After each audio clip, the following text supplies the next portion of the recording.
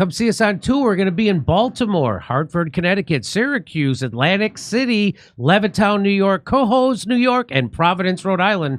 Go to jimmydore.com for a link for tickets. Dr. Anthony Fauci now admitting social distancing wasn't based on science. Fauci telling a House committee this week the idea, standing 6 feet apart, quote, just sort of appeared. The shocking admission comes nearly 4 years after statements like this. What? Every aspect of that ending the COVID outbreak in 30 days has some aspect of it of physical separation, whether that's avoiding crowds, whether that's staying 6 feet away from people, whether that's doing teleworking. All of it does that. That's our most important tool. Just is so upsetting because we went through so much during that period, and it seems like every time we learned something new from Dr. Fauci, it was all made up. I mean, didn't even have direction. There was no science there. I mean, anybody who's looking at this carefully realizes that there's a distinct anti-science flavor to this.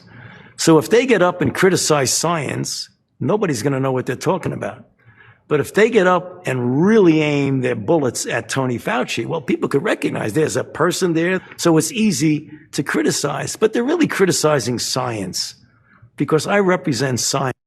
Oh, no, you don't. You represent Big Pharma. By the way, I don't need to add fuel to the fire, but he did help create the virus in the first place. Yep. Don't forget that part of it. Anybody who's looking at this carefully realizes that there's a distinct anti-science flavor.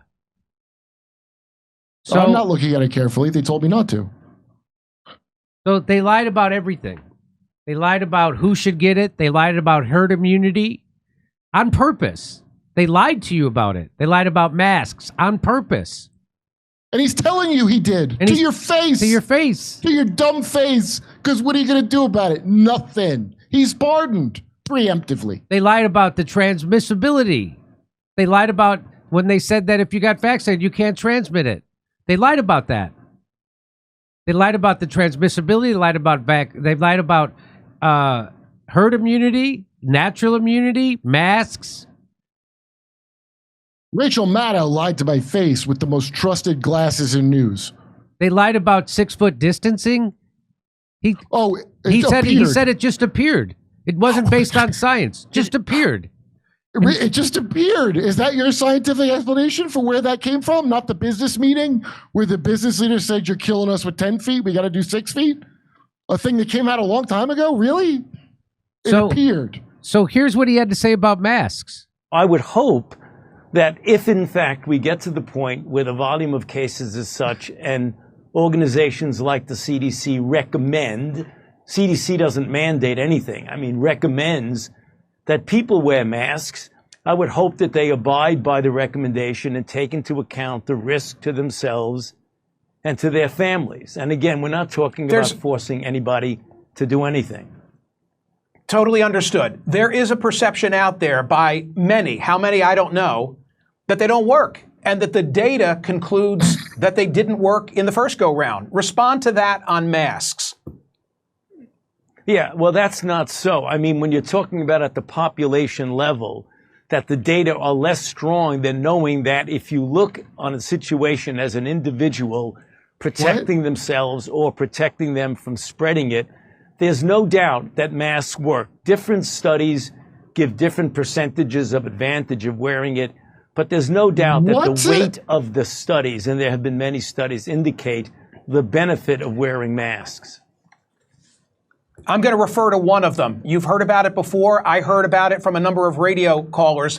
Brett Stevens in The Times talked about Cochrane. Put that on the screen.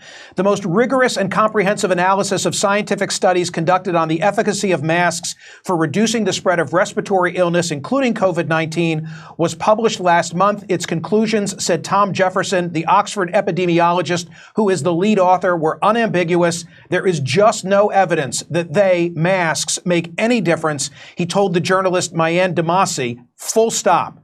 But wait, hold on. What about the N95 masks as opposed to the lower quality surgical or cloth masks? Makes no difference. None of it, he said. Well, what about the studies that initially persuaded policymakers to impose mask mandates? They were convinced by non-randomized studies, flawed observational studies. How do we get beyond that finding of that particular review?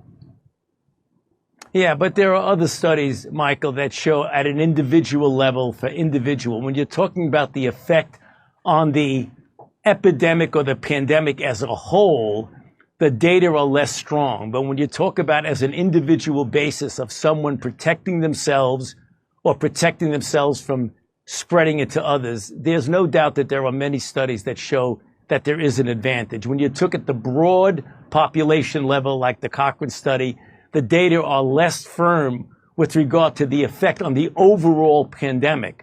But we're not talking about that. We're talking about Do you see the mealy mouth weasel words he used? The data's less strong. I mean, there isn't any data.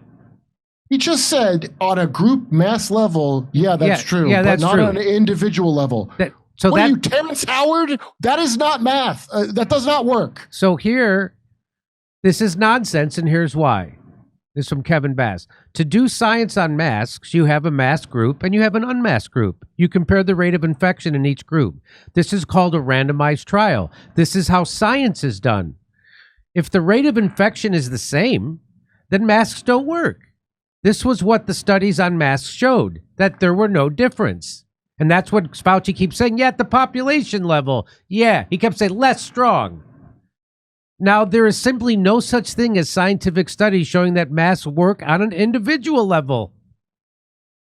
What was that? That's like slow the spread nonsense. I don't know what that means. Fauci either doesn't understand how science works or he's lying and making things up. It's the second one. It's the second one.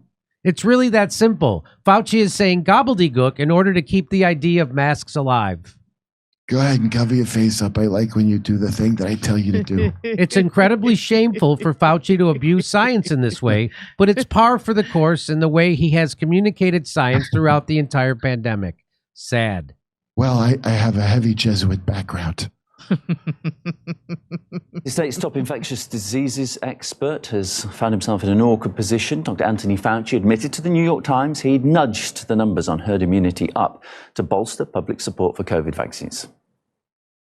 The estimate is that you'll need about 70%, maybe 75% of the people in the country vaccinating to get that umbrella of herd immunity. Let's say we get 75%, 80% of the population vaccinated.